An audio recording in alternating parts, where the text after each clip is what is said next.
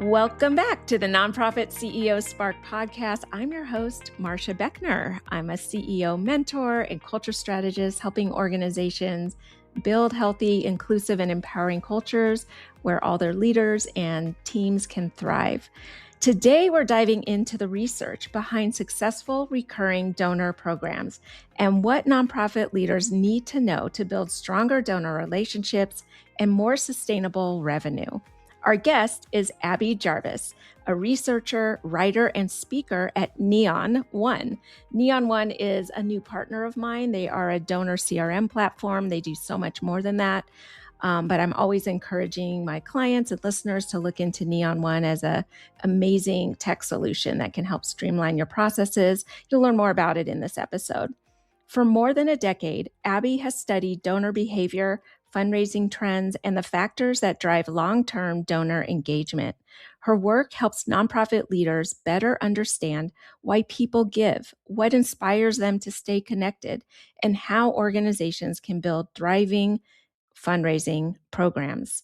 Today, she'll share key insights from the latest recurring donor research and what nonprofit leaders can learn from the organizations doing it best.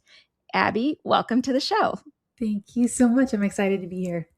Well, before we dive into the research, I'm curious, what drew you to this work? How did you end up building a career around studying donor behavior and helping nonprofits succeed? It was 100% an accident. I started working in the nonprofit tech sector, like you said. It's been, I think, a little over 13 years. And I was just tasked with starting a blog and then a webinar program. And then I started asking questions about what actually motivates people to give and what do donors actually want from the relationships they build with nonprofits. And I did my first research study and I was just hooked. So this is not where I anticipated going. I have learned, I don't have a background in data analysis or data science or anything like that. I have a background in poetry. So I got really passionate about making data, which is so overwhelming and intimidating to a lot of people, and making it very easy to grasp and understand and apply, even to people like me who don't have a background in it. So you're kind of a translator. Yeah, I've joked that that's my niche, that I translate huge portions of data for people and tell stories with it.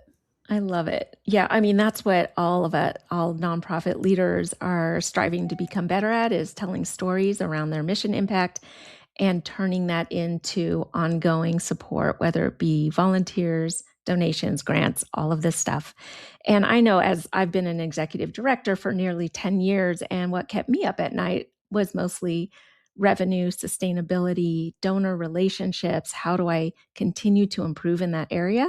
So I know this subject is top of mind, and I'm glad that you're here to share the research with us and translate it into ways that the leaders listening can utilize and make actionable by the end of this episode. Absolutely.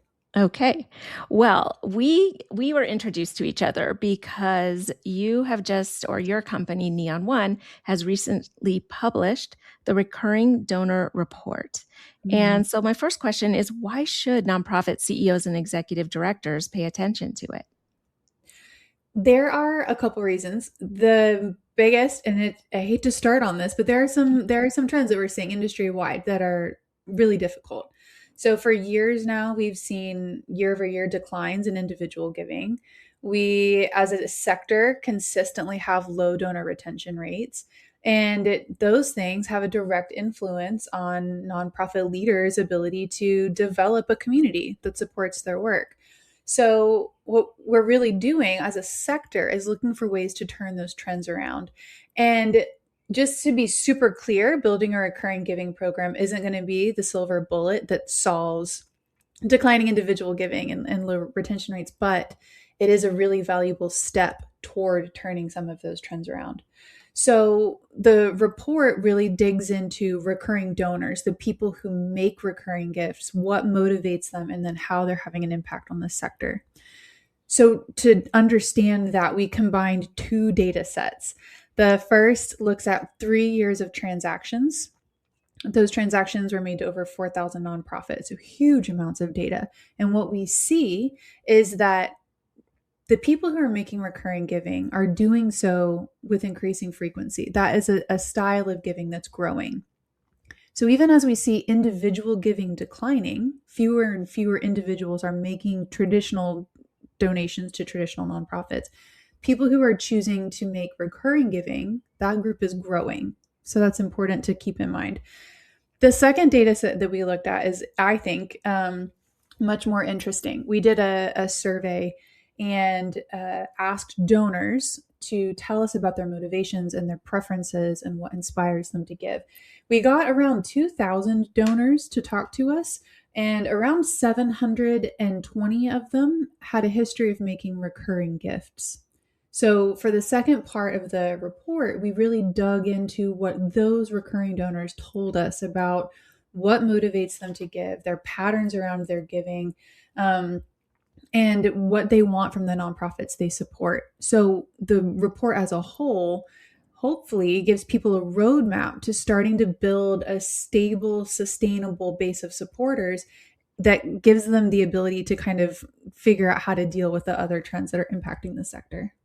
Yeah, and it's said often that, retaining donors is less expensive than recruiting new donors. Yes. Yeah, and I just interviewed someone else on the podcast. We talked about this in the staff, staff culture relationship and the leader staff. Like it's much easier and less expensive to retain your staff versus like go out and recruit and train and onboard and all of that. And I'm seeing like some similarities in the psychology between what gets people to stay and really connect and commit, whether you're a staff member into an organization or whether you're a donor. So tell us more about, like, give us some like practical things in the patterns and the trends that you saw in this research. One of the questions we asked our panel of recurring donors is what motivated you to give? And their two primary motivations were a personal connection to the organization or the work that the organization was doing, and a desire to make a difference in the community that they serve. That showed up over and over and over again. We see the same patterns in volunteers. They wouldn't be donating their time and skills if they weren't passionate about the work and if they weren't invested in making a difference in the community. I don't have as much data as you probably do around what motivates staff to get involved, but I suspect some of the same drivers are there. So over and over again, we see that these three groups of people, and that I want to be clear, like donors and supporters, like donors and volunteers are the big ones, but we see this in people that attend events, and we see this in people who raise money for nonprofits, and we see this in people who are grant makers. All of these people are coming together as a team to address issues that they see in the world, to solve a problem they've identified together, and to work together to make a difference in that area. And so there's a lot of common ground to build upon there. And that common ground, if we find ways to embrace it, I think can not only help you acquire donors, but help and supporters of all kinds, but help you keep them engaged for very long periods of time as well. Did you get any like specific, like kind of tactical things around how to leverage those donors most likely to become recurring donors? Like what specifically? We understand that they're connected to the purpose, personal connection, and the community, but like taking it down a level, like how do you do that? How do you harness that power? Honestly, the biggest thing that I took away from it is being very visible in your community and showing people the work that you're doing. So we found that almost half of the people who made recurring gifts, I'm talking specifically about them, did so not because they were asked, they just chose to do so. And the number one thing that prompted them, so we know they're motivated to do this thing. So what prompted them to do it? The number one prompt was simply seeing an organization in their community doing good work. So if you want to do one thing, one tactic for acquiring new donors and keeping the ones that you already have, it's to share the work that you're doing with people on lots of channels, because that will help you reach both existing and new donors. So if you have a program that you know that your people are excited about, talk about it everywhere, on your website, on social media, in email, at community events. Just be present and show people the work that you're doing, and then invite them to be part of that work. That's the single most valuable tactic that you can use for any activity, program, donor group, volunteer group, whatever it is. That's the number one thing you can do. Well, it's really interesting that they didn't need to be asked. And tell me more about that. Yeah. So one of the things that, so I had a conversation with a fundraiser the day that we launched this report, and she looked and she's like, "Oh, almost 50% of the people who gave recurring gifts gave despite the fact that they weren't asked." And I said, "Yes." And she said, "Well, doesn't that mean then that we shouldn't be asking for this because so many people are giving without being asked?" And I was like, "No." These people are passionate. They're in your community. They're looking for a way to make a difference. And they happened to see you, and they decided to make a serious ongoing commitment to supporting your work. That's beautiful. But imagine what could happen if people started actively inviting people to support their work that way. And there's so much research that went into this and so many data points behind it. But now, and then when we published research on recurring giving several years ago, we see data point after data point that hints that nonprofits have recurring giving options available to the people in their community, but they're not focusing on building recurring giving programs. Lots of data points make me think that hypothesis, to use a very data sounding word, is true. But the number one thing that makes me think that nonprofits are not asking is that only in our group, 25% of our recurring donors gave because a nonprofit asked. Only 20%? 25. Oh, 25%. So most people gave without being asked at all. Others gave as part of a workplace giving program, or they gave because they were asked to by a friend or family member. But only 25% were giving because a nonprofit invited them to become a recurring donor. So we're seeing this group of donors grow. We're seeing this type of donation becoming more popular. And that's happening despite the fact that they're not being asked to give that way. People are choosing to do that alone. So imagine what could happen. Imagine the growth we could see and the stability we could see if nonprofits started intentionally inviting their community to support them that way. There's a huge amount of opportunity here, and that I'm so excited about it. And so this report, when did it come out? This launched at the end of April in 2026. Okay, this is very recent. It is. And when you're looking at recurring donors as people rather than transactions, what does this research teach us about like trust, connection, and long-term commitment? So I want to start by saying that nonprofit fundraisers are in a uniquely complicated situation. Fundraisers by necessity live in two worlds. They live in the transaction-driven world. You have to meet your fundraising goals. You have to meet your revenue goals. You have to run reports and make sure that you're hitting all of your KPIs. And that's an important world to live in. However, the transactional mindset, when it extends to the relationships that are built with supporters, can get really tricky. When you are a fundraiser, you are consumed by necessity, by meeting your goals. Your donors do not care about what your fundraising goal is. They care about the squishier, more emotional, very human things. They care about making a difference.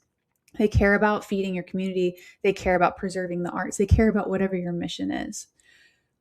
When you are stuck in a very transactional mindset, when you have a hard time moving over into the squishier, human-centered thing, one, it has a negative impact on your donors.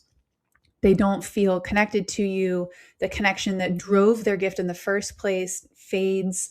They aren't as excited about the impact that they're making because they don't necessarily understand it. But it also has a negative impact on fundraisers too, because it contributes to this terrible, I think about it as a vending machine. If I go to the vending machine, I put in my inputs, I give them my $1.50 or whatever, I punch in a sequence of numbers, and then out pops a treat. And when a fundraiser is stuck in the transactional mindset, there's a lot of stress associated with that. Well, I sent the appeal or the right time on the right day, and I included the right number of links to the donation form, and I made sure that I had the right font size, and I knew it was accessible. It's very transactional and tactics oriented, but a lot of the feeling, a lot of the squishy part gets lost, and donors don't respond to vending machine transactional interactions. They respond to squishy human things.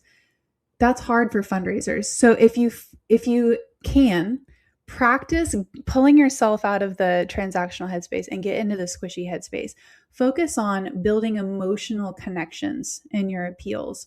Focus on building trust, not only saying like, hey, donate to us because it's the end of the year and we need to hit our fundraising goal, but donate to us because you love the work that we're doing. And you know we're going to use your money to achieve that work. And you know that we're going to tell you what you helped accomplish. And together we're going to celebrate the impact that we're making. It's a fine distinction, and it can be a tricky one to navigate, but it really can impact both your donor relationships and your fundraising. But it has a huge impact on just the headspace that fundraisers live in. Fundraising is less scary when you remember that you're talking to people who love you and not just people that will give you a gift if you do exactly the right things in exactly the right sequence. Right. And have that right script and everything. Yeah. Yeah. Yeah.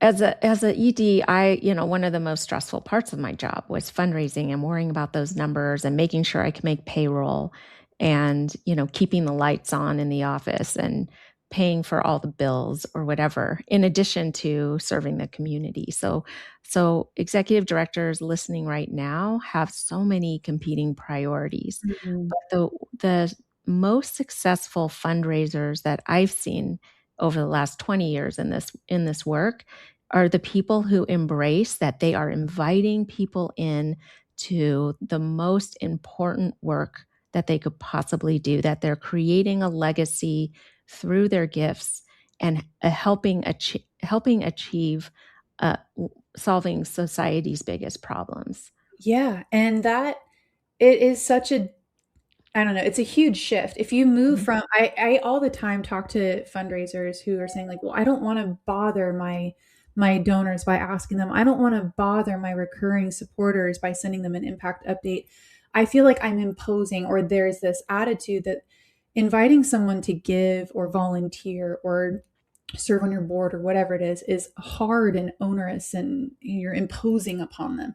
And that's absolutely not true. When you're doing those things, you're not asking someone to do something difficult. You're asking them to do something that they have already shown you they love to do.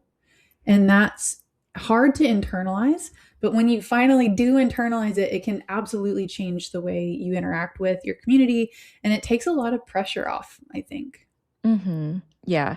This is like really important for anyone in a fundraising role to hear, I think, and that the numbers and the data capture and all of that and the CRM, is important to keep updated and that kind of thing. But if we start to get like overly balanced onto that side, we're just going to lose like all the people already surrounding you that want to help. And what does it take? What is their time, talent, or treasure that they can help you with? Tell me more about like Neon One now and how you help fundraisers like take that transactional part of their job, make that easier so that they can expand more into the human-centric relationship building, story-driven part of fundraising. There are a few things that we really intentionally try to do. So we recently changed the way we talk about the product in the company itself. We don't call it a CRM anymore. We call it a relationship management platform, because I personally think the words that we use to talk about the tools that we have and the things we do impacts the way we do it. So of course, we are a CRM. We know that, but it's a relationship management platform, and the way we talk about, I'll just use this as an example. If you look at someone's account, if you pull up a constituent account, yes, like you see things like their transaction history, but you also see things like their affinity for you. So something that comes up a lot is there are folks in a nonprofit's database that are there, but they haven't necessarily given yet. And there's some apprehension about asking them. in our system, you can see like if this person hasn't given to you yet, but they have a high affinity for your cause. And they also have volunteered and they also have attended events. And so we have all of these different data sources that are coming in. Well, it's all on the same platform. We have all these different activities that are managed in the same platform. It's all pulled into one constituent profile. And then you can see like, this isn't a nameless, faceless person who just happens to be in my system. This is Abby. She's donated to other organizations like us before, and she's attended our events and she's volunteered. She's probably a good person to reach out to and start building a relationship with. The other goal is for us to make it really easy to give, or for nonprofits to build communications that feel very personal. And so we have some tools that help nonprofits do that. You can automatically build different segments of donors. So if you are a little intimidated by sending an appeal for recurring gifts, you can say, okay, well, what if I pulled a list of people who have given to us before but aren't recurring donors? We can thank them for their past support and say that we know that you love the work that we do, and then invite them to get involved in that way. So the goal is to make it very easy for fundraisers and leaders to build very personal feeling connections, even if it's with large groups of people. Yeah. And I just have to say, like having I'm going to call it a CRM because we're talking to professionals here, not the donors themselves. But having a system like this is so important. If you have turnover, which almost everyone does have turnover, especially in the fundraiser. Sadly, I think fundraising turnover is around 18 months. 18 months is the average tenure. Is the average, right? So you've got to like institutionalize the knowledge about the people who are giving to you. So if someone leaves, the next person can come in and get caught up on who are your major donors, what are they like, which events have they attended, what's the potential that they could get even more involved. And so it's really important to track this like transactional relationship data for the organization in a CRM like Neon One. And so that's why I wanted to kind of like bring this up for executive directors that may not have a system and are still tracking things in Excel. When I was an interim CEO recently, I walked in, I helped an organization while their executive director was on sabbatical for a year. And where was their donor information? Where were these relationships I was supposed to continue? All in a Google sheet, which is okay. It was a little bit helpful, but a CRM is a much more dynamic, comprehensive way to store this data for the next person. I had a similar experience when I was a board member with the local nonprofit. I was tasked with figuring out, well, why aren't people engaging with our emails? I was like, okay, show me your email list. And the email list had been built by a woman who is no longer there. So I was like, okay, well, there are 3 different segments and 3 different spreadsheets. The last time they were updated was 8 months ago, but we're still sending emails as a one size fits all like message to all of these different groups. No wonder we're having this hard time.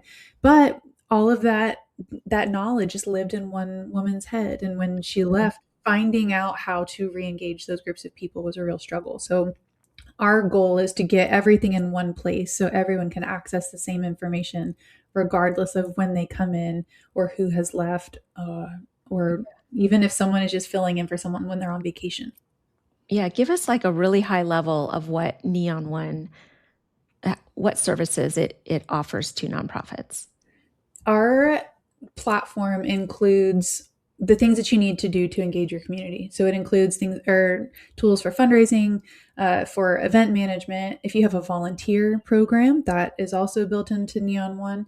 It includes peer-to-peer fundraising tools, but it also includes tools like email tools. So you can reach out to your community without having to run a report and pull a spreadsheet into Constant Contact or whatever you're using.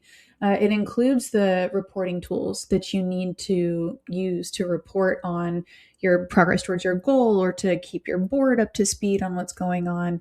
And then we're always kind of iterating and building upon the tools that we have. One of my favorite things that we've done recently is we've just included form analytics on donation forms. So we noticed that our customers had a lot of questions about, well, how is my donation form performing? How can I improve it? What of my marketing channels are driving the most engagement? And we're like, okay, we can answer that question for you. Now we've built form analytics into the system. So anything you really need to do to manage to grow and maintain your community, our goal is to give you those tools and make it easy to understand all of the ways your community supports you and give you the tools you need to build relationships with all of those supporters.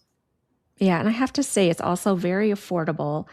Tell me the organization size that you serve best. So we serve organizations of all different sizes. Our kind of sweet spot is right in the small to mid-size nonprofit. So we really, when people, we base our pricing on revenue. So instead of capping like the number of constituents or contacts you have, we base there. So we really see the most success with nonprofits that are bringing in maybe $125,000 all the way up to like $3 to $5 million in annual revenue. We absolutely work with organizations outside of those bounds, but that's kind of where our sweet spot is. We love working with nonprofits of all sizes, but the small and mid-sized ones, at least to me, have a really special place in my heart. And that's probably because they're operating on Google Sheets and Constant Contact and have many tools and live in many heads. And what Neon One's mission, it sounds like, is to help you bring everything into one place so that it doesn't live in one person's head. And you can kind of outsource that transactional, like worry less about all the documentation and just be able to easily pull reports that you need and really focus your time and energy on building relationships, which is where the magic is when it comes to nonprofit growth. Yes, exactly. So our goal is to make it easy for you to manage the transactional part of things so you don't have to spend all your time managing the transactional side of things. Our goal is to empower you to build the relationships that really are going to make or break your fundraising and your organization in general. That's wonderful. Well, okay, as we wrap up, is there any like specific tactic, whether they have your Neon One running in the background or not of their organization, what's like one specific thing that any executive director, CEO could do right now to improve their recurring donation program? I'm going to give you a tactic that I use all the time when I'm working in marketing. And that is to, instead of writing to your donors, instead of writing to a nameless, faceless group of people who will or will not give you a donation if you do the right things, I take a step back and I want you to write instead to an individual person that you know already supports you. When I do this, I will write to a friend of mine that I know is a user at Neon One, and I'm writing to her. It makes it easier to write, it makes it sound more natural, and it takes a lot of fear out of it. So instead of feeling overwhelmed when you write an appeal or an email or when you're training your staff, even just tell them that. Don't write to your capital D donors, write to Georgia Lynn, or write to Sarah, or write to Mark. Write to them. It makes everything much more natural. It makes it feel more personal. You will probably be less overwhelmed. And I don't know, it takes a lot of fear out of it. Yeah, I agree. I think that it will be that much more effective as well. If you're thinking of, let's pick out Sarah as a name, like write your donor appeal to just Sarah, not dear donors, dear friends, dear, as if you're writing to Sarah.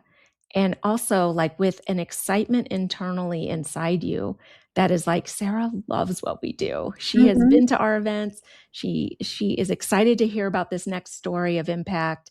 And she wants to be invited into the next thing that we're doing.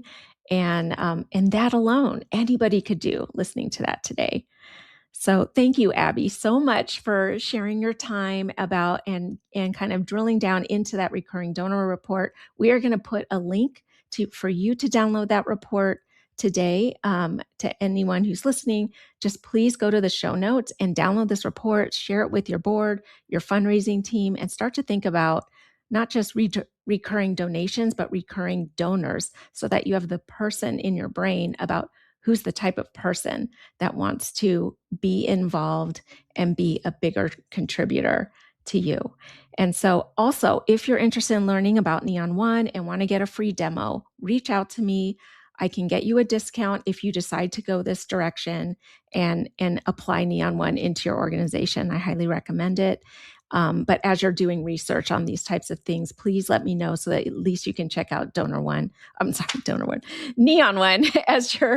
as one of your options as you're looking into things. So Abby, thanks again. And I just want to close off with telling you that you are meant for great things and you don't have to burn out to prove it. See you next time. Thanks for listening to today's episode of Nonprofit CEO Spark. If you're ready to turn burnout into boundaries and build a healthy, happy culture where everyone, including you, can thrive, visit culturecares.com to learn how I support nonprofit organizations like yours. If this episode brought you value, share it with a fellow leader navigating stress and overwhelm. And remember, you are meant for great things, and you don't have to burn out to prove it. Until next time, keep leading with courage and confidence.